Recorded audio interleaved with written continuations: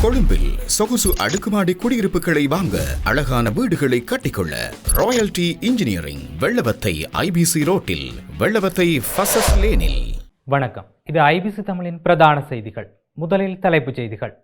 அரசியல் செயல்பாடு தொடர்பில் மஹிந்தவின் அதிரடி முடிவு.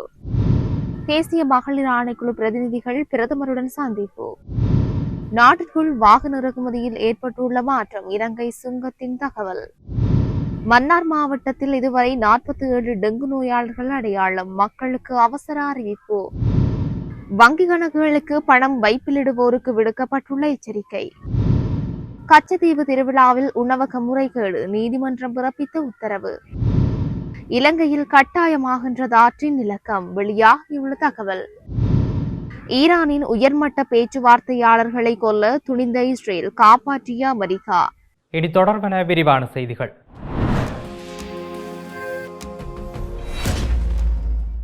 அரசியலில் இருந்து விலகும் எண்ணம் தமக்கு இல்லை என்று முன்னாள் ஜனாதிபதி மஹிந்த ராஜபக்ச தெரிவித்துள்ளார். கண்டி ஸ்ரீ தலதா மாளிகையில் நேற்று முற்பகல் வழிபாடுகளில் ஈடுபடுவதற்காக சென்ற போதே முன்னாள் ஜனாதிபதி இதனை தெரிவித்துள்ளார். நாட்டுக்காக தான் செய்த சேவை போதாது என்றும் தற்போதைய பொருளாதார நெருக்கடியை எண்ணி வருத்துவதாகவும் மஹிந்த குறிப்பிட்டிருந்தார்.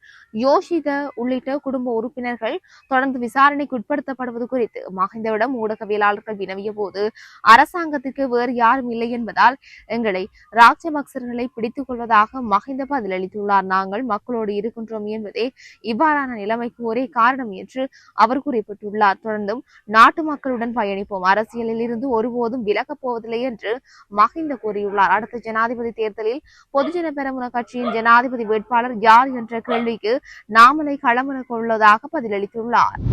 இலங்கை சுயாதீன தேசிய மகளிர் ஆணைக்குழுவின் தலைவி உள்ளிட்ட ஆணையாளர்களுக்கும் பிரதமர் கலாநிதி ஹரணி அமரசூரியவிற்கும் இடையிலான சந்திப்பொன்று நேற்று முன்தினம் அலரி மாளிகையில் நடைபெற்றது. இதன்போது 2024 ஆண்டின் 37ஆம் இலக்க பெண்களை வலுவூட்டும் சட்டத்தை நடைமுறைப்படுத்துவதில் அடைந்துள்ள முன்னேற்றங்கள் குறித்து இத்தூதுக்குழுவினர் பிரதமருக்கு விளக்கம் அளித்தார்கள். பெண்களின் உரிமைகளை மேம்படுத்துதல், பாதுகாத்தல், முன்னோக்கி எடுத்துச் செல்லுதல் மற்றும் பெண்களை வலுவூட்டுவதற்கான தேசிய நிகழ்ச்சி நிரலை நடைமுறைப்படுத்துதல் ஆகியவற்றுக்காக இலங்கையில் நிறுவப்பட்ட முதலாவது சுயாதீன சட்ட ரீதியான நிறுவனம் இந்த தேசிய மகளிர் ஆணைக்குழுவாகும் என்பதை பிரதிநிதிகள் சுட்டிக்காட்டினார்கள். இங்கு கருத்து தெரிவித்த பிரதமர் ஹரணி அமரசூரிய ஆணைக்குழு இதுவரை அடைந்துள்ள முன்னேற்றங்களை பாராட்டியதோடு இலங்கையில் பெண்களின் உரிமைகள், பாலின சமத்துவம் மற்றும் பெண்களை வலுவூட்டுதல் ஆகியன தொடர்பில் ஆணைக்குழு முன்னின்று உழைப்பதை பாராட்டி தனது மகிழ்ச்சியை தெரிவித்துள்ளது. இந்த நிகழ்வில் ஆணைக்குழுவின் தலைவர் கிரேஸ் ஆசிர்வாதம், ஆணையாளர்களான ஜெயந்தி, குரு உதும்பால, ஜனஹா செல்வராஜ், கலாநிதி பத்மா குணரத்ன, எம்யூ கயானி மற்றும் நிறைவேற்று பணிப்பாளர் KDR ஒல்கா ஆகியோர் கலந்து கொண்டார்கள். நாட்டிற்குள் வாகனங்கள் இறக்குமதி செய்யப்படும் அளவில் தெளிவான வீழ்ச்சி ஏற்பட்டுள்ளதாக இலங்கை சுங்கத்தின் ஊடக பேச்சாளர் சந்தன புஞ்சிகேவா தெரிவித்துள்ளார். வாகன இறக்குமதிக்கான மேலதிக கட்டணம் விதிக்கப்பட்டதை தொடர்ந்து இந்த நிலைமை ஏற்பட்டுள்ளதாக அவர் கூறியுள்ளார்.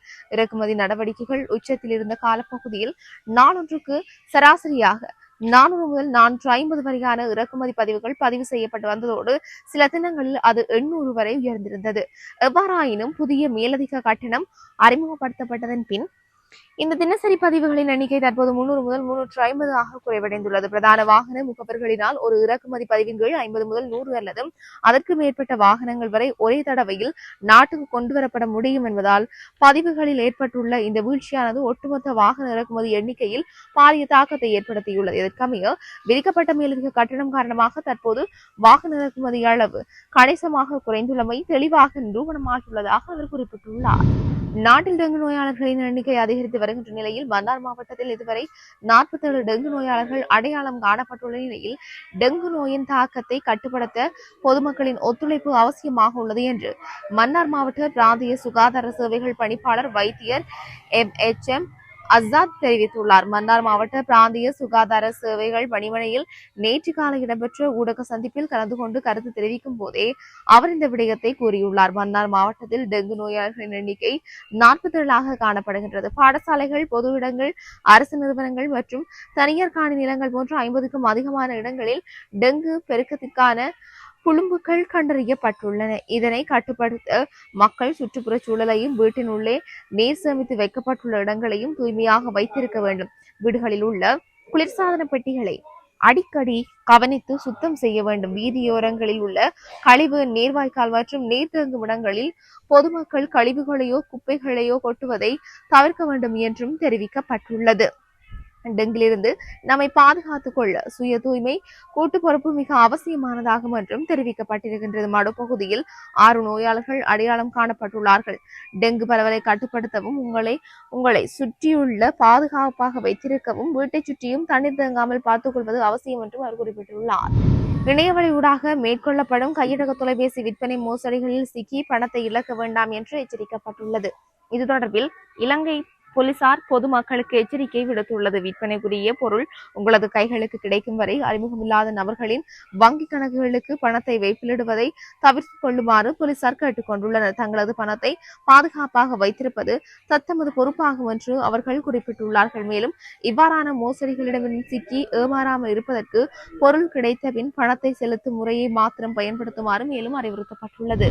கச்சத்தீவு புனித அந்தோனியார் ஆலய வருடாந்த உற்சவத்தில் சுகாதார மற்ற உணவுகளை மக்களுக்கு வழங்கிய உணவகத்தின் உரிமையாளர்களுக்கு தண்டப்பணம் விதிக்கப்பட்டுள்ளதோடு 3 மாதங்கள் சிறை தண்டனையை விதித்து உத்தரவிடப்பட்டுள்ளது. இது தொடர்பான வழக்கு நேற்று முன்தினம் விசாரணைக்கு எடுத்துக் கொள்ளப்பட்ட போதே குறித்த உத்தரவு பிறப்பிக்கப்பட்டுள்ளது. இலங்கை மற்றும் இந்திய பக்தர்கள் கலந்து கொள்ளும் கச்சத்தீவு புனித அந்தோனியார் ஆலய வருடாந்த உற்சவம் கடந்த பிப்ரவரி மாதம் 26, 27ஆம் தேதிகளில் இடம்பெற்றது. இதன்போது உணவு விற்பனை நிலையங்கள், நெடுந்தீவு பொது சுகாதார பரிசோதகர் ஜெனட் ஜோன்சன் தலைமையிலான பொது சுகாதார பரிசோதகர்களால் பரிசோதனை மேற்கொள்ளப்பட்டது. இந்த பரிசோதனையில் சுகாதாரமற்ற முறையில் இயங்கிய முள்ளியவளை முல்லைத்தீவைச் சேர்ந்த நபர் ஒருவரின் உணவகம் அடையாளம் காணப்பட்டுள்ளமை குறிப்பிடத்தக்கது. இதனையடுத்து நெடுந்தீவு பொது சுகாதார பரிசோதகரால் குறித்த உணவகத்தின் மீது வழக்கு பதிவு செய்யப்பட்டுள்ளது. இலங்கையில் எதிர்காலத்தில் வரி செலுத்துவோர் அடையாளம் கட்டாயமாக மாறும் என்று வரி மற்றும் முகாமைத்துவ ஆலோசகர் AGS சுவாமிநாதன் சர்மா தெரிவித்துள்ளார். நாட்டில் வாழும் 18 வயதுக்கும் மேற்பட்ட அனைவரும் தாங்கள் வசிக்கும் பிரதேசத்தில் உள்ள உள்நாட்டு இறைவரி திணைக்கள அலுவலகத்தில் தங்களுக்கான டின் இலக்கத்தை பெற்றுக் கொள்ள முடியும். அவ்வாறு இல்லாவிடில் அரசு சேவை வழங்கும் நிறுவனங்கள் மற்றும் வங்கிகளூடாக இதனை பெற்றுக்கொள்வதற்கான வசதிகள் செய்யப்பட்டுள்ளன. அத்தோடு எதிர்காலத்தில் வேலைவாய்ப்புகளை பெற்றுக்கொள்வதற்கும் ஏனைய அத்தியாவசிய தேவைகளுக்கும் தேசிய அடையாள அட்டை விடவும் இந்த டின் இலக்கத்திற்கு அதிக முக்கியத்துவம் கொடுக்கப்படும் என்றும் குறிப்பிட்டுள்ளார். ஏப்ரல் மாத தொடக்கத்தில் தொடங்கிய நுட்பமான போர் நிறுத்த பேச்சுவார்த்தைகளின் போது பேச்சுவார்த்தையாளர்களான முகமது பாகர் காலிஃபாப் மற்றும் அப்பாஸ் அராக்சி ஆகியோரை கொலை செய்ய இஸ்ரேல் சதித்திட்டம் தீட்டிய விடயம் குறித்த தகவல்கள் தற்போது வெளிவந்துள்ளது. இந்த நிலையில் ஈரானை எச்சரிக்குமாறு மத்திய கிழக்கில் உள்ள தனது நட்பு நாடுகளை அமெரிக்கா கேட்டுக் கொண்டுள்ளதாக தகவல்கள் தெரிவிக்கின்றன. அமெரிக்க ஊடகங்களின் அறிக்கையின்படி ஈரானின் வெளியுறவு அமைச்சர் மற்றும் நாடாளுமன்ற சபாநாயகரை கொல்ல இஸ்ரேல் மேற்கொள்ளும் முயற்சி ஒரு இடைக்கால அமைதி ஒப்பந்தத்தை எட்டுவதற்கான பேச்சுவார்த்தைகளை பாழாக்கி வளைகுடா பிராந்தியத்தில் மீண்டும் சண்டைகள் வெடிக்க வழிவகுக்கும் என்று அமெரிக்கா கவலை கொண்டிருந்தது என்று தெரிவிக்கப்படுகின்றது. பிப்ரவரி 28 அன்று போர் தொடங்கியதிலிருந்தே ஈரானின் மூத்த தலைவர்களை கொல்வது இஸ்ரேலின் வியூகத்தின் ஒரு பகுதியாக இருந்து வருகின்றது. இஸ்லாமிய குடியரசின் உச்ச தலைவரும் ஆயுத படைகளின் தலைமை தளபதியுமான அலி கமேனி முதல் உச்ச தேசிய பாதுகாப்பு குழுவின் செயலாளரான அலி லாரிஜானி வரை சமீபத்திய ஆண்டுகளில் 50க்கும் மேற்பட்ட ஈரானிய தலைவர்கள் இஸ்ரேலிய படைகளால் கொல்லப்பட்டிருக்கின்றமை குறிப்பிடத்தக்கது. ஹார்முஸ் ஜலசந்தியை திறப்பதையும் தெஹ்ரானின் அணுசக்தி திட்டம் குறித்து தொடர் பேச்சுவார்த்தைகளுக்கான கட்டமைப்பையும் நோக்கமாக கொண்ட ஒரு கட்டமைப்பு ஒப்பந்தத்தை அமெரிக்காவுடன் எட்டுவதற்காக அராக்சியும் காலிஃபாவும் அந்த பகுதியில் உள்ள பல்வேறு நாடுகளுடன் பேச்சுவார்த்தை நடத்திய முக்கிய அதிகாரிகளாக இருந்துள்ளதாக தெரிவிக்கப்படுகின்றமை குறிப்பிடத்தக்கது. செய்திகளின் நிறைவாக மீண்டும் தலைப்புச் செய்திகள். அரசியல் செயல்பாடு தொடர்பில் மஹிந்தவின் அதிரடி முடிவு. தேசிய மகளிர் ஆணைக்குழு பிரதிநிதிகள் பிரதமருடன் சந்திப்பு.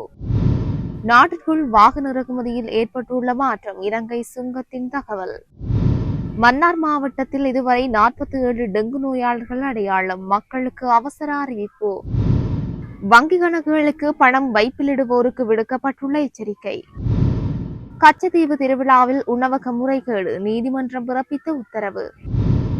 இலங்கையில் கட்டாயமாகின்றது ஆற்றின் இலக்கம், வெளியாகியுள்ள தகவல். ஈரானின் உயர்மட்ட பேச்சுவார்த்தையாளர்களை கொல்ல துணிந்த இஸ்ரேல், காப்பாற்றிய அமெரிக்கா.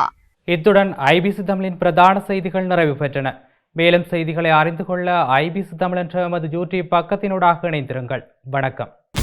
கொழும்பில் சொகுசு அடுக்குமாடி குடியிருப்புகளை வாங்க, அழகான வீடுகளை கட்டிக்கொள்ள ராயல்டி இன்ஜினியரிங், வெள்ளவத்தை IBC ரோட்டில், வெள்ளவத்தை ஃபசஸ் லேனில்.